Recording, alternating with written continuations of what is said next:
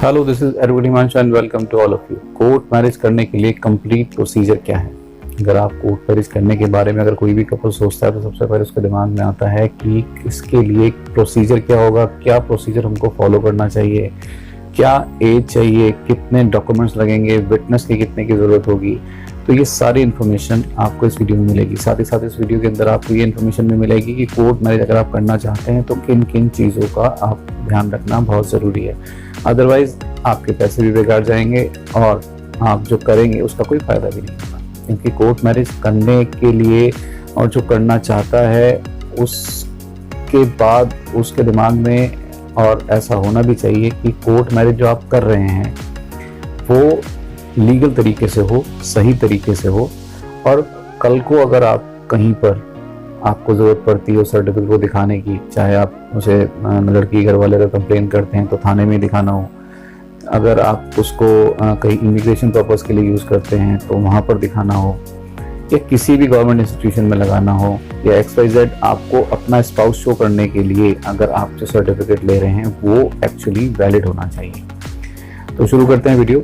सबसे पहले बात करते हैं प्रोसीजर की। इसके अंदर प्रोसीजर क्या रहता है? प्रोसीजर की अगर बात करें तो कोर्ट मैरिज करने के लिए दो तरह के प्रोसीजर जो हैं वो फॉलो किए जाते हैं। पहला प्रोसीजर होता है जिसके अंदर विदाउट रिचुअल किया जाता है। विदाउट रिचुअल जिसके अंदर सिर्फ एक आपको सर्टिफिकेट दिया जाता है, रजिस्टर्ड सर्टिफिकेट, वो कोर्ट मैरिज है। एक्चुअली वो स्पेशल मैरिज एक्ट के अंदर गवर्न की जाती है। जो आप लोग बोलते हैं कोर्ट मैरिज सर्च करते हैं, वो प्रोसीजर होता है कोर्ट मैरिज का।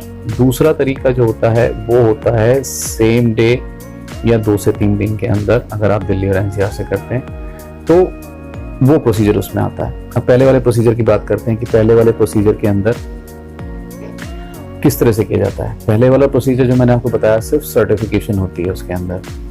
तो सर्टिफिकेट एक रजिस्टर्ड सर्टिफिकेट मिलता है। मतलब अगर जो लोग शादी नहीं करना चाहते या सेम धर्म के हैं शादी नहीं करना चाहते, या अलग अलग धर्म के हैं और वो एक दूसरे से शादी करना चाहते हैं, तो उनके लिए ही कोर्ट मैरिज का प्रोसेस है। अगर आप शादी करके रजिस्टर्ड करना चाहते हैं, आप उसके लिए तैयार हैं, आप उसके लिए एग्री हैं, तो उसके लिए प्रोसीजर होता है मैरिज और रजिस्ट्रेशन का। जो कोर्ट मैरिज का प्रोसीजर होता है जिसके अंदर सिर्फ आपको सर्टिफिकेट मिलता है, उसके अंदर 30 से 90 दिन का प्रोसेस टाइम होता है। 30 to 90 डेज, क्योंकि 30 डेज तो उसमें नोटिस पीरियड टाइम होता है। उसके अंदर एक नोटिस इशू किया जाता है। अगर किसी को भी शादी से ऑब्जेक्शन है तो वो अपना ऑब्जेक्शन फाइल कर सकता है। अगर वो कोई ऑब्जेक्शन नहीं आता है तो फिर उसको रजिस्टर किया जाता है। तो अब ये तो बात हो गई कि अब ऑब्जेक्शन आएगा तो थोड़ा सा कॉम्प्लिकेटेड मामला है। दूसरी बात अगर हम करें तो दूसरा होता है कि आजकल किसी के पास इतना टाइम भी नहीं है, सब जल्दी करना चाहते हैं। आप लोग भी अगर सर्च करते होंगे इधर उधर, कहीं पर भी आप सर्च करते हैं, गूगल पर सर्च करें या यूट्यूब पर सर्च करें, तो 2 घंटे में 3 घंटे के अंदर आपको कोर्ट मैरिज का प्रोसेस जो है वो देखने के लिए मिलता है।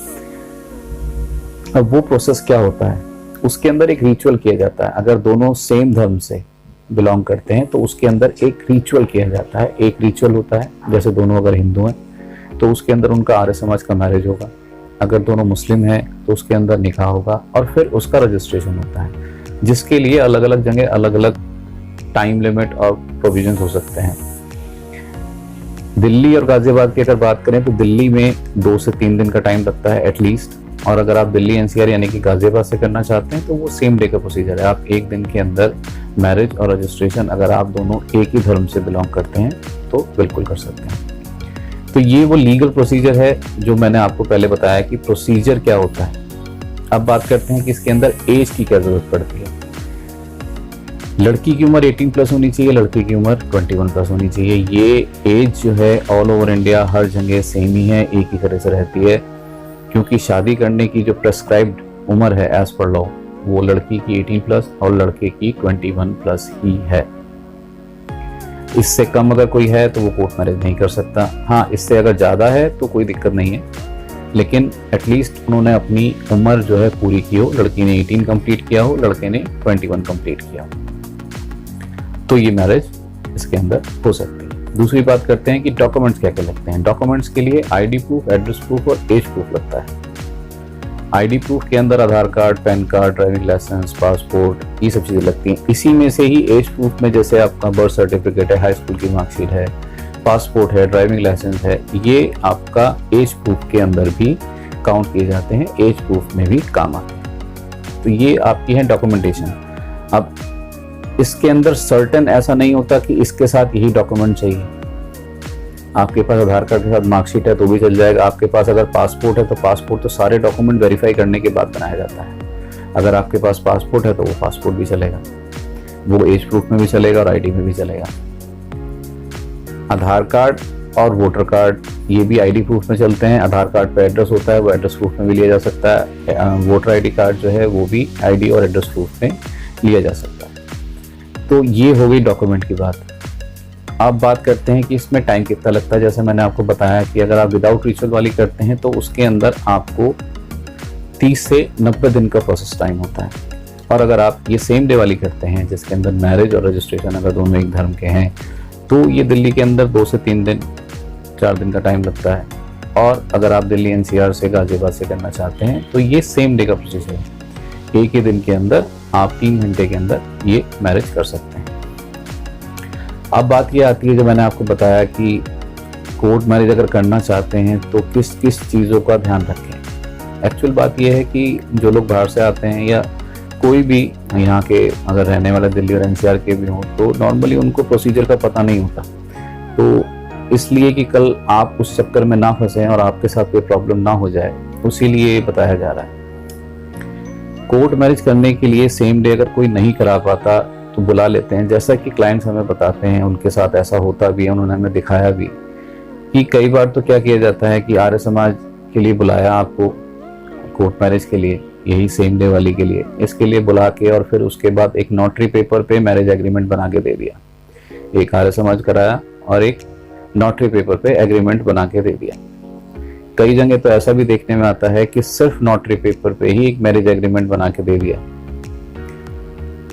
मैरिज आर्य समाज और नोटरी पे जो एग्रीमेंट बन के आपको मिला है उसके अंदर सिर्फ आर्य समाज ही वैलिड है। लेकिन जो आपको पर्पस है कि आपको एक रजिस्टर्ड सर्टिफिकेट चाहिए, कल आप उसे थाने में भी लगा सकें।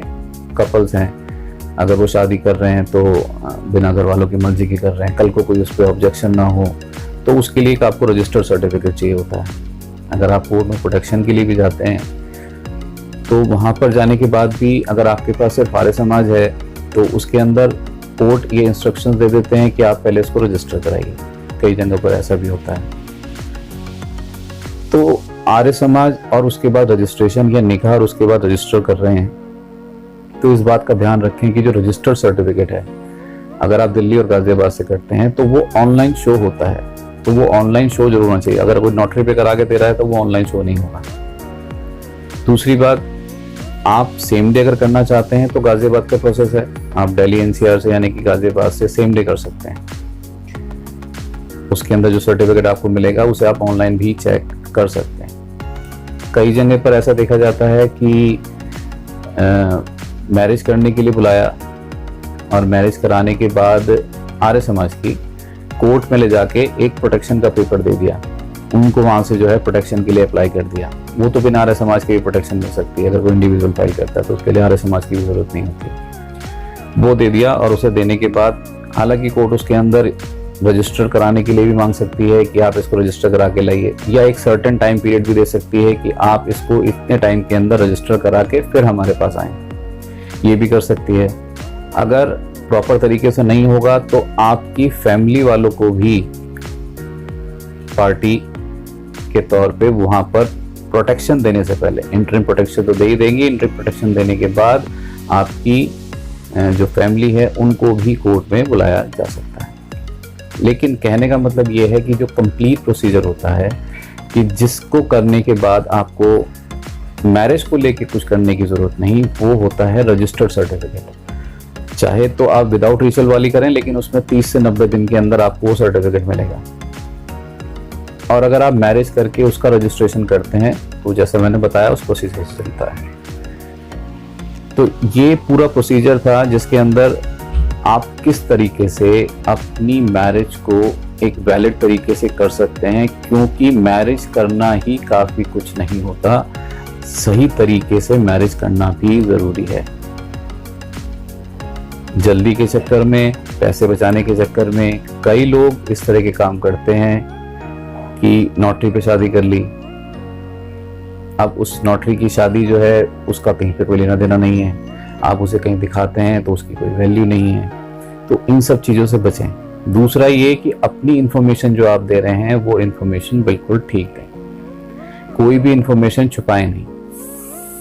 कई लोग जैसे कहते हैं कि जी हम शादी करना चाहते हैं लेकिन मेरी उम्र कम है, अब उसके बाद कहते हैं सर इसका कोई प्रोसीजर बता दो। देखिए, उस चीज़ का कोई प्रोसीजर नहीं है। जब डॉक्यूमेंट के हिसाब से आपकी उम्र पूरी हो जाएगी उसके बाद ही आप मैरिज को करें, अदरवाइज नहीं तो मैरिज कैंसिल, एनलमेंट भी हो सकती है। आपके घर वाले अगर ऑब्जेक्शन लें कि इनकी उम्र पूरी नहीं थी तो उसका एनलमेंट भी हो सकता है। तो अगर आप दिल्ली और गाजियाबाद से कोर्ट मैरिज करना चाहते हैं तो उसकी कंसल्टेशन फ्री है। आप हमें दिए गए नंबर पे आप हमें कॉल कर सकते हैं सुबह 10 से लेकर 8 बजे के बीच में। उम्मीद है इस वीडियो के अंदर आपको काफ़ी कुछ समझ में आया होगा। मिलते हैं अगली वीडियो में। Bye bye, take care.